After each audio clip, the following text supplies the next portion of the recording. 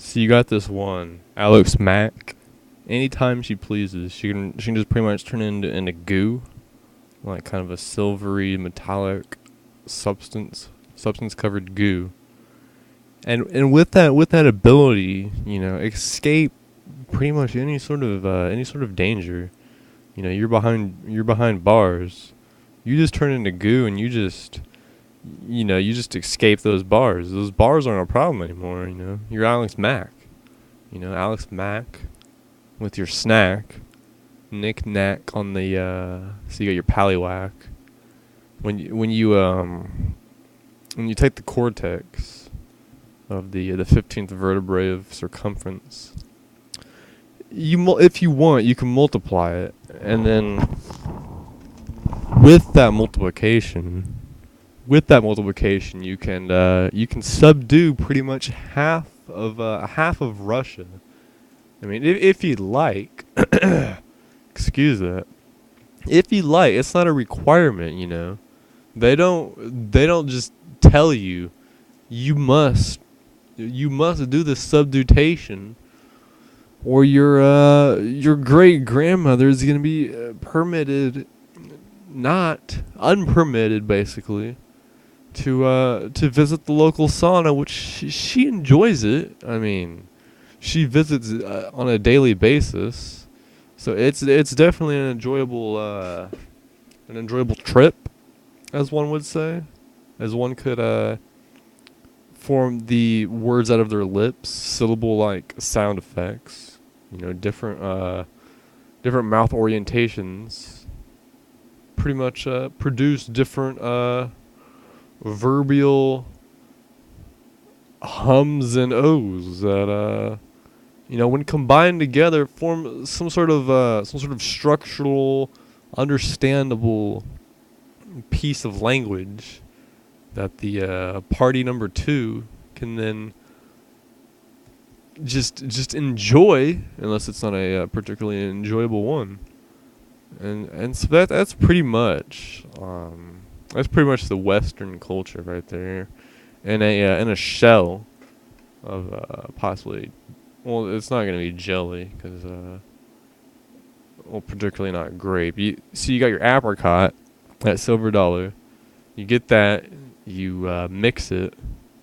It's like kind of 15 and a half. Not teaspoons, not tablespoons, but 15 and a half. And with that, divide 729. Then you got your 3. Double 3, 18.4 in the Cloud City.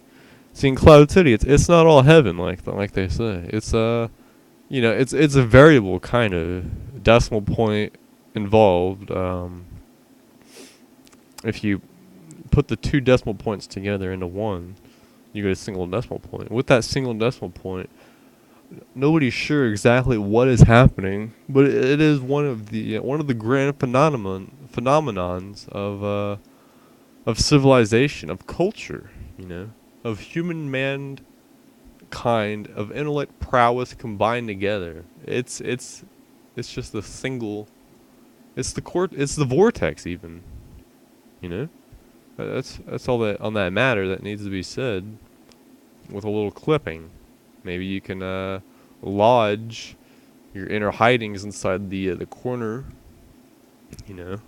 Dress them up, put some nice shoes on, and just have yourself possibly the single greatest experience possible from the man of the north.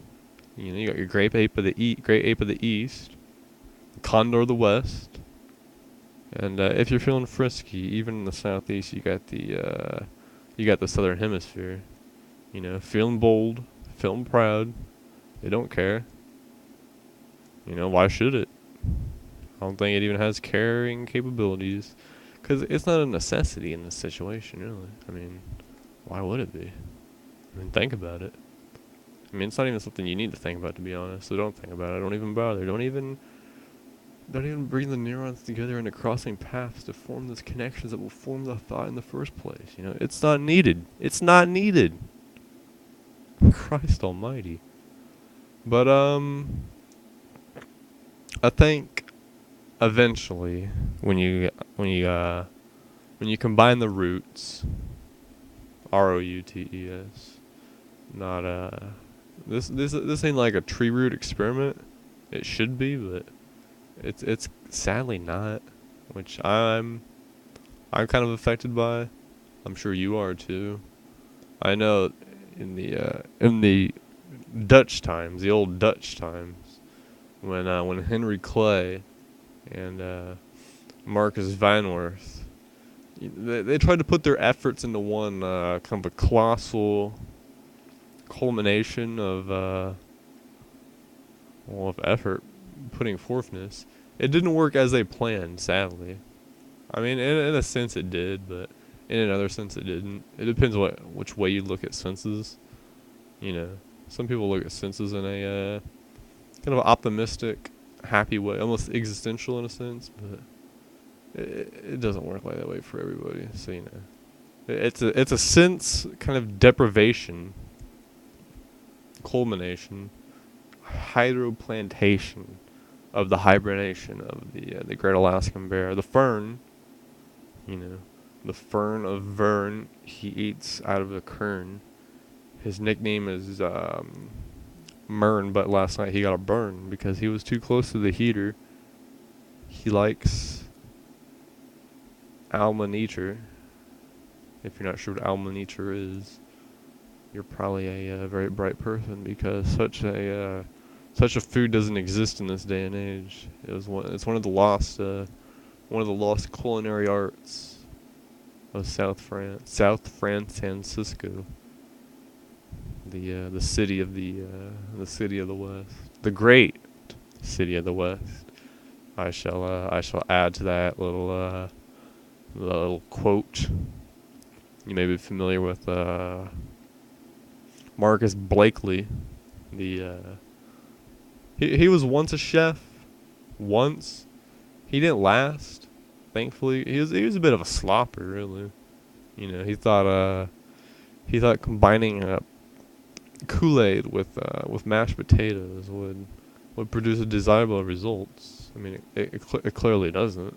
If you've tried it, it's a rather traversity. I mean, I don't know why you keep doing it. You know, you just can't control it. You know it's gonna be sick.